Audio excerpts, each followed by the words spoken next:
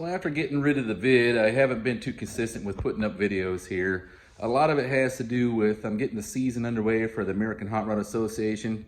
We're working on an event, the No Name Nationals. I'm trying to get things ironed out and schedules met and wickets hit and the whole 9 yards, so that this event goes off pretty much without a hitch. I'm sure there'll be little things, but it just takes a lot of planning and a lot of organization to get things together for an event like this.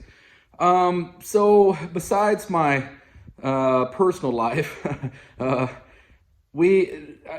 on a video for Mr. Rodder's Neighborhood. So if you haven't liked or subscribed, go ahead and hit the subscribe button and ring the bell so you get notification every time we do something. But in lieu of just doing Buick stuff, I literally have a ton of Buicks to work on, so that makes it very Buick-centric. But today I kind of stumbled on something that I thought was really interesting. And it doesn't really apply to a Buick at all. It applies to anyone with an engine. And there's been many a times in my life that I've built an engine and I look at the cylinders and I'm just like, oh gosh, I'm taking it right to the machine shop. I'm going to have it bored, right? The rule of thumb for the old timers used to be is if you can catch your fingernails in it, it necessarily needs to be bored, okay?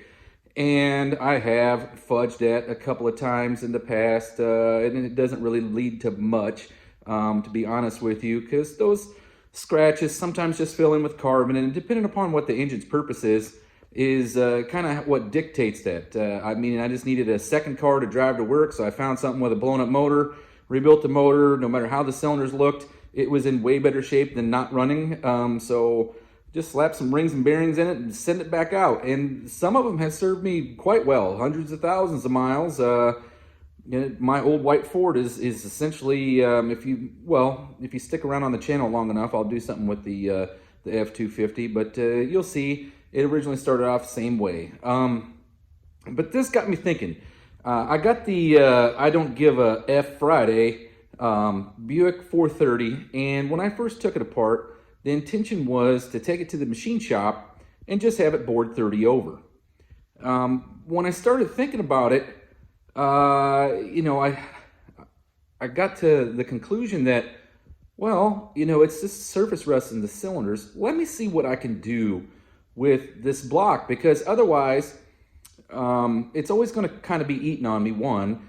And two, if I can save the block without having to bore it, that works in my favor big time. They haven't made a 430 since 1969. They're not making any more. There is no cast iron blocks available that are being reproduced that are cost effective. I don't think there's still any being reproduced.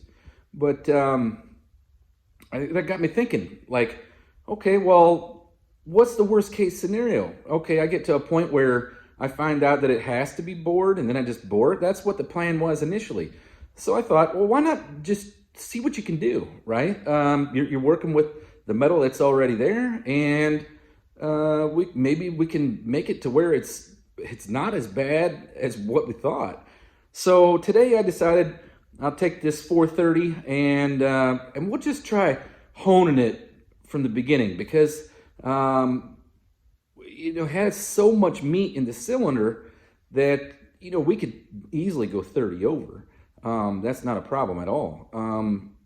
But I started thinking that, because every time you do a rebuild, these things always seem to get bored, and that seems to be the normal thing.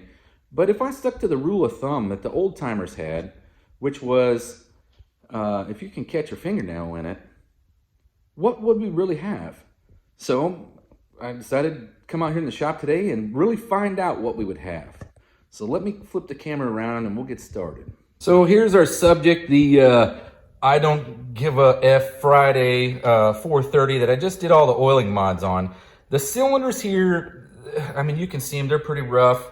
All I really did in this situation was I just ran a shop rag down on them just to see how they would really look. And I'm like, oh man, could I possibly clean that up with a hone job, right? Because I bought blocks at swap meets and stuff that were absolutely atrocious, and you can somewhat clean them up pretty good at home, okay? So here's the one that I initially hit with just the dingle ball hone. And I know that Tony did a video saying the dingle ball hone is terrible. And I agree that dingle ball hone is not for your finished surface. But this is just one round of dingle ball hone to take the surface rust and all the gack out, right? Like there's a bunch of crap in these cylinders. There's a bunch of rust. You can probably see my finger if I can find where the camera's at. There's a lot of crap in there that doesn't look that bad. I think it's probably because I got most of it with the rag. But here's what our pistons look like, okay? So I took this piston out of this motor, and I had to beat every single one of them out of the block, okay? 2x4s, hammer handles, the whole 9 yards. It's set for over 35 years, and you cannot move this piston on the wrist pin. It will not move back and forth. It is frozen into place. And let me tell you, when you have 8 of those, it is almost impossible to get a motor apart. I took it out of this cylinder here, which would technically be the worst looking cylinder. It feels fairly rough, but you know, let's see what really happens, because like I said, worst thing that can happen is it goes to the machine shop, which was the original plan anyway. But if there's some way that this can be saved without going 30 over, the strength of the block is still there. It saves someone another rebuild down the road. Like they have room to bore it when it necessarily needs to be bored, if that's what they're looking for. And I thought, in 50 more years, I'm sure this thing will go through another 1 or 2 rebuilds, and we'll see what it actually provides the next guy. We move it on down the road, and he might be happy that we saved him some metal. And it depends. If it's really gacked up or lots of pitting and rust really bad, then I will definitely take it and get it bored. But after just looking at that one cylinder, it got me wondering if this is even possible. Okay, so what I've done here is I picked the worst cylinder on the block. The reason why I did that is if I can't clean up the worst cylinder, then guaranteed the rest of the block, it doesn't matter how much work or effort I put into this. But I decided, we'll pick the worst one and tackle it and see how it comes out. So that's number 2 here, was the one that piston came out of. It's rusty as all get out and feels rough. So I imagine there is some rust in the cylinder. But we're going to clean it up and see what really happens here. Make sure you put a pan under there first. Throw down some WD. Lubricate it up.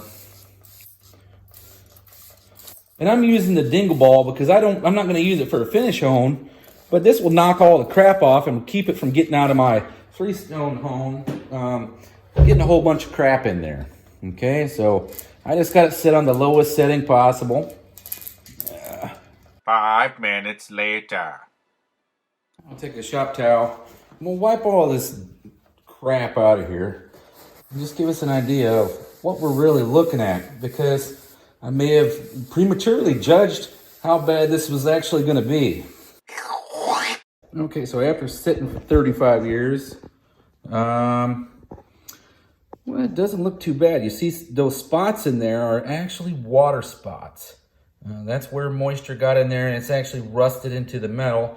And it's down a little bit further than the surface, and that dingle ball hone just won't knock it off. The ridge here, you can see it in the camera. It looks enormous. Trust me, there's like nothing there. I can't catch anything on it. So it'll easily clean up with a hone on this surface. I just don't know about the rest of this. You can feel the pitting. It is fairly indented. But that doesn't necessarily mean she's junk, right?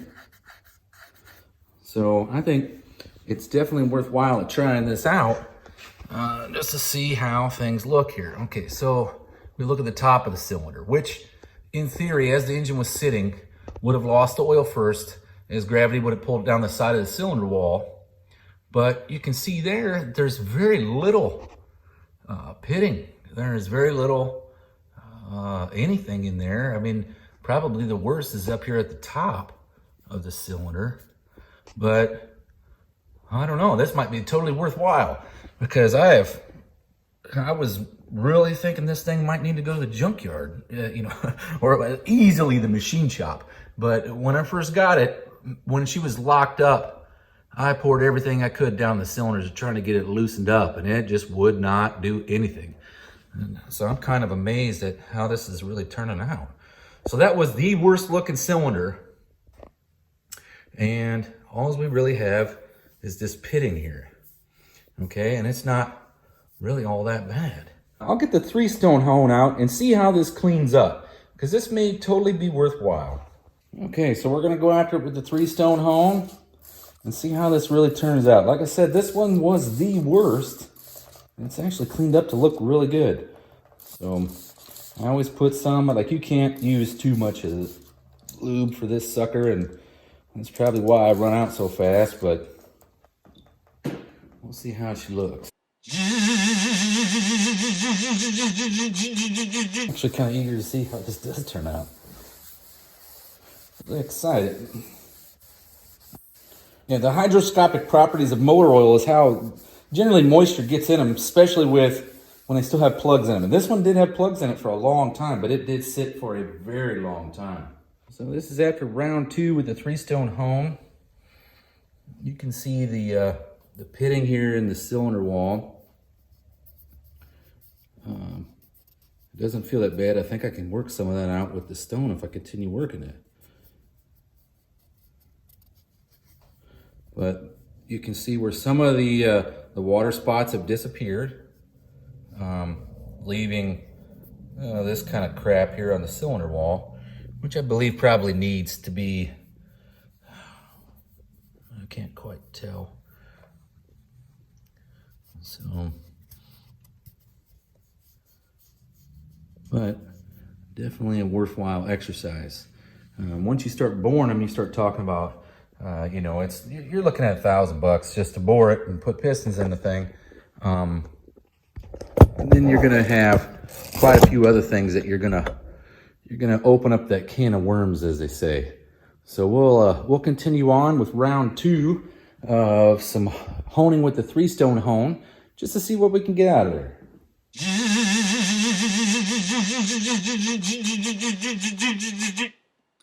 There was pass number 2.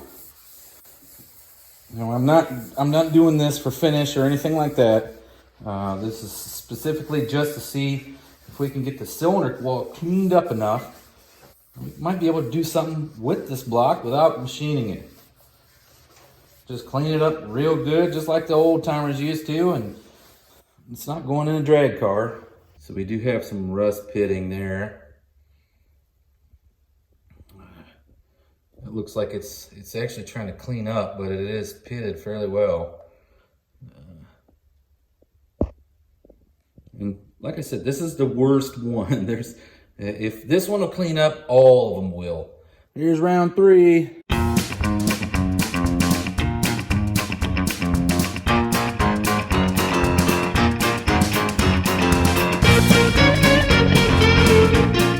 Okay, so since this camera is actually a little better than my eyes, you can see it's cleaning the black out of it, but I do believe that it's pitted a little bit beyond, because this is one big pit. You can see it actually really well while I got some shaded area in there with my finger. It is pitted a little bit further than I would feel comfortable with, especially if I decided that it was somebody wanted to buy it or whatever instead of me just using it. I think Mother Nature wins this one. But as you can see, there is a lot you can work with. I mean, that was the worst looking cylinder, right? So you come over here and look at this dude, and it's got some WD-40 in it down, and it actually makes it look a little bit better. But I imagine if you had a block that looked like this, and this one looked considerably better than this previous one. You saw that. But I think, if it hadn't sat for 35 years, maybe 30, I don't know, I think I may have been able to pull it off. But it was always worth the college try. You never know what you're going to find. The first cylinder I did, just to see if it was going to even be feasible, turned out like this, right? And you have a couple of small pits here. but there's no indentions. It actually just feels like the metal itself got some, it's got some rust in between the grains of the metal. And that was just with the dingle ball hone, okay, to knock all the crap off. This one, you know, looks a little better than the first one that we started with, but it does have some spots. This one here, I mean, I don't know if I'll be able to get rid of that. That looks like patina that'd be on the outside of your car. So I don't know if that would even go away. Maybe it's worth a try. While we're here, we might as well knock it out, huh? All right, here we are. I'm gonna do cylinder number 8. I mean, we already know cylinder number 2, Dunsky. It is gonna need to be probably bored 30 over. It might have to go more than that, but this will kind of give an idea of is what's salvageable and what's not, I guess. Because this thing looks like it might clean up, but it does have a rough rust patch in the back.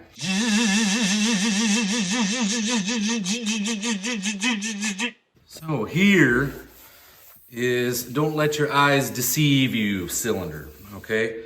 That back of that cylinder wall was really, really rough.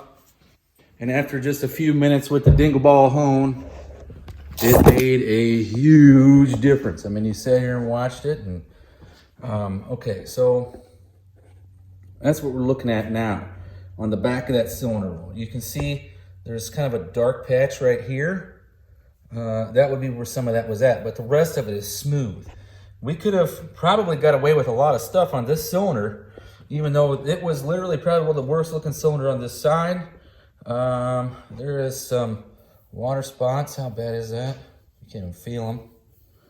So I'm sure with the 3-stone hone, it would probably take that out fairly rapidly. They're very small.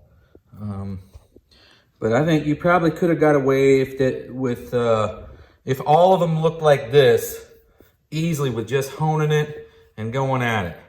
That number 2 cylinder though, that thing, I think the pits on there are just a bit excessive. So you let me know what you think and put it down in the comments. And hopefully we get to see you at the No Name Nationals. So I was really wrong here on our 430 block. I thought I had the worst cylinder, which would look like this.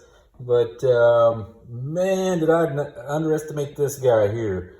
I ended up just doing this cylinder because it looked a bit weird. It didn't feel all that bad, but wow, did it really show its face. So this is corrosion essentially from water sitting on the side of the piston as it was stuck here for 35 years. So this block definitely is going to need to be bored maybe 30, 40 over. We'll see what kind of pistons are available and really what it's going to take. So I just wanted to make sure that everybody was aware that I thought I picked the worst one, and by far, this one was the worst. So it's a good choice to go ahead and get this one bored. Unfortunately, we couldn't salvage this one and save it. It would have worked out great if it would have, but no. Okay, she's going to the machine shop. Well, that didn't quite work out like I had expected, or I hadn't planned anything, so I guess it worked out exactly like I expected. But in all reality, I think I probably could have saved 7 of those cylinders from being bored. I probably could just have that 1 cylinder bored 30 over, which I wouldn't be opposed to doing. The block itself, the looks can be deceiving. So if you're going to have it bored, especially if you got to go the next size up is 30 over, Buicks, they don't have many available pistons anymore, especially for the big blocks. You're looking at 20 maybe. TA Performance might have some 20 overs, but you're looking at taking a considerable amount out of the block. Now, if we would have had a larger availability of pistons, I could have probably done something with it. Bored 10 over or whatever, because I like to ensure that the block is still going to hang around for quite a few rebuilds, because who knows what's going to happen. Usually these things, when I build them, and they normally go in cars that honestly just sit a lot of times. You put them in there and they drive them car shows and back and down the highway a few miles, but they'll never rack up the miles I did when they were a daily commuter generally. I'm the only moron on this planet that sticks a 50-year-old engine in a 35-year-old truck and then tries to drive it on a daily basis, especially around the country doing AHRA events where I put 5,000 miles a month on the thing. But you know, it is what it is, and hopefully you learned something out of this. I sure did. I kind of wish that I would have got to cylinder number 2 before it became a little bit too detrimental, but it is what it is, right? So until next time, I'll see you later. Oh, hey, and don't forget, we're having an event called the No Name Nationals, Sykeston, Missouri, September 30th, October 1st. It's at Jeffers Motorsports Park. You can pre-register on nonamenationals.com. You can even buy pre-registered spectator tickets on there. You'll save yourself $5 on the spectator ticket. At the gate, it's going to be $20. Pre-registered is $15 a day. So make sure you head on over to nonamenationals.com and get yourself enrolled.